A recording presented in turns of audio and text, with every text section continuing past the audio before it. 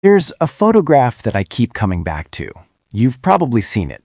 It was taken by the Curiosity rover on Mars a few years ago. It's a high-resolution selfie, essentially. You see the rover's dusty wheels, the jagged rocks, and that endless, rusty horizon. It's beautiful in a desolate, haunting kind of way. It looks like the American Southwest, but with the volume turned down. Silent, cold, and dead. And lately, looking at that picture has become a bit of a global obsession. We have billionaires building rockets to get us there. We have movies and books romanticizing the colonization of the red planet. There is this pervading sense in our culture right now that Mars is the lifeboat. That when, not if, but when we inevitably break Earth beyond repair, we'll just pack up the moving vans, hop on a starship, and start over on Mars. It's the ultimate backup plan. The reboot. But today, I want to challenge that narrative. I want to argue that the idea of colonizing Mars shouldn't be our plan B. In fact, relying on it is a dangerous distraction. Instead, I want to talk about the most sophisticated, high-tech, and radical engineering project humanity could ever undertake. It's not terraforming Mars, it's terraforming Earth, or more accurately, re-terraforming it.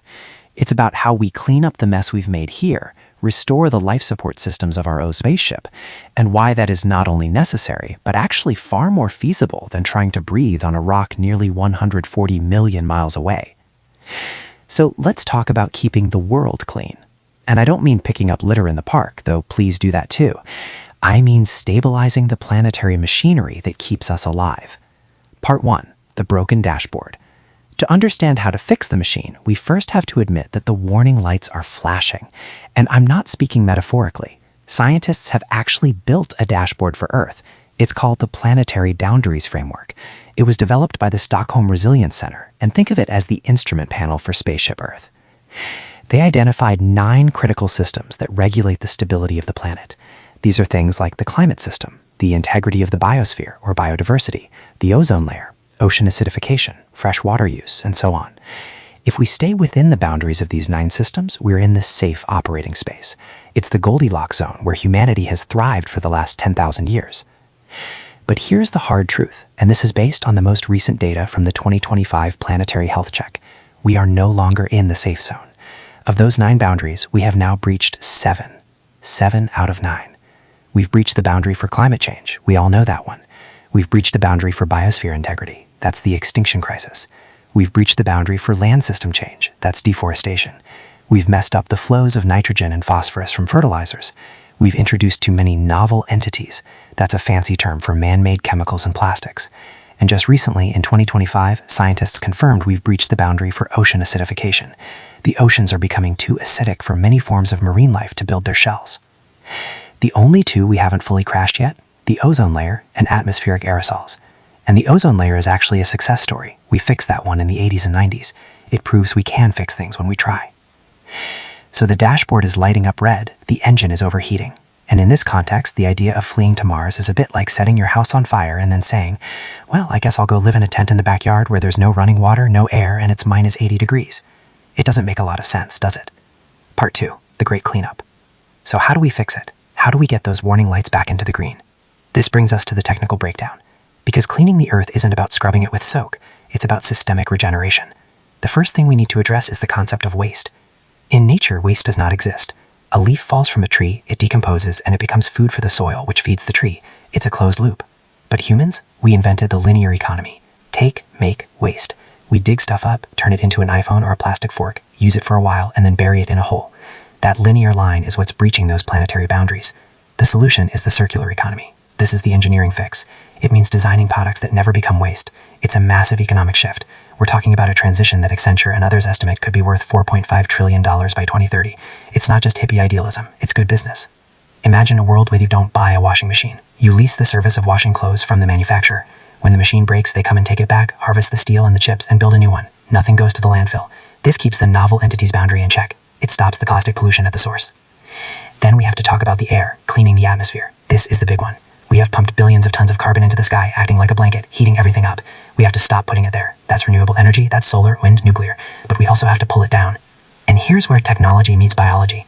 One of the most powerful tools we have is something called regenerative agriculture. For decades, industrial farming has treated soil like dirt, just a medium to hold plants while we dump chemicals on them. This kills the microbiome in the soil and releases carbon into the air.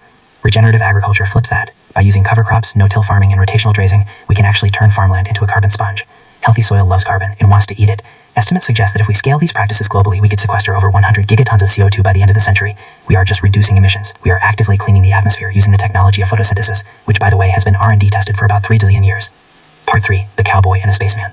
Now, if the solutions exist, and they do, why aren't we doing them fast enough? Why are we still looking at Mars with those hard eyes? This is where we get into the cultural legacy. There was an economist named Kenneth Boliang who, back in the 1960s, described two types of economies. He called them the cowboy economy and the spaceman economy. The cowboy economy is how we've lived for the last few centuries. It assumes endless frontiers. If you ruin one patch of land, you just move west. You find new resources. It's reckless, it's romantic, and it's based on the illusion of infinity. Mars is the ultimate expression of the cowboy economy. It's the new frontier. It appeals to that part of us that wants to conquer, to expand, to leave the mess behind. But Boliang argued we need to shift to the spaceman economy. In a spaceship, you cannot be a cowboy. You have limited supplies. You can't throw anything out the window. You have to recycle your water, your air, your waste. You are a steward, not a conqueror. You are a janitor. And let's be honest, being a janitor isn't as sexy as being a cowboy. Fixing a recycling system isn't as cinematic as planting a flag on a red mountain. But here's the irony. If we want to survive on Mars, we would have to become the ultimate spaceman. We would have to live with 100% efficiency, recycling every drop of urine, every breath of air. Mars would force us to live exactly the way we should be living here on Earth. So why not just learn those lessons here, where we have a head start? Part 4. The moral hazard of Mars. There is a nuanced controversy here, though. You'll hear people like Elon Musk say that we need a backup drive for civilization, that if a meteor hits Earth or we nuke ourselves, humanity needs a second location. And strictly speaking, logically, he's not wrong. Redundancy is good engineering.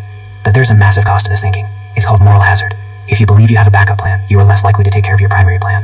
If you think insurance will cover it, you might drive a little faster. If we convince ourselves that Mars is a viable escape hatch, it subtly erodes the political will to do the hard, expensive work of fixing Earth. And let's look at the costs. Terraforming Mars, making it breathable, is currently science fiction. It would require melting the polar caps, thickening the atmosphere, and creating a magnetic field to block solar radiation. It is a project that would cost quadrillions of dollars and take conservatively 1,000 years. Compare that to Earth restoration. Yes, the energy transition is expensive. Yes, changing our agriculture is hard. But we are starting with a planet that wants to keep us alive. We have a magnetic field, we have water, we have breathable air. The return on investment for fixing Earth is infinitely higher than the ROI for terraforming Mars. There's a famous quote from the astronomer Carl Sagan, looking at that pale blue dot picture. He said, "The Earth is the only world known so far to harbor life. There is nowhere else, at least in the near future, to which our species could migrate. Visit, yes. Settle, not yet. Like it or not, for the moment, the Earth is where we make our stand. To clean up the world is to accept that we are not visitors here. We aren't tourists looking for the next hotel. We are the crew. So, by all means, let's explore space. Let's send rovers to Mars. Let's marvel at the red dust. But let's not confuse exploration with evaluation. We have a beautiful, complex, resilient life support system right here beneath our feet. It's a little battered, the warning lights are blinking, and the engine is making a weird noise. But it's the only ship we've got, and it is well worth the work to keep it flying."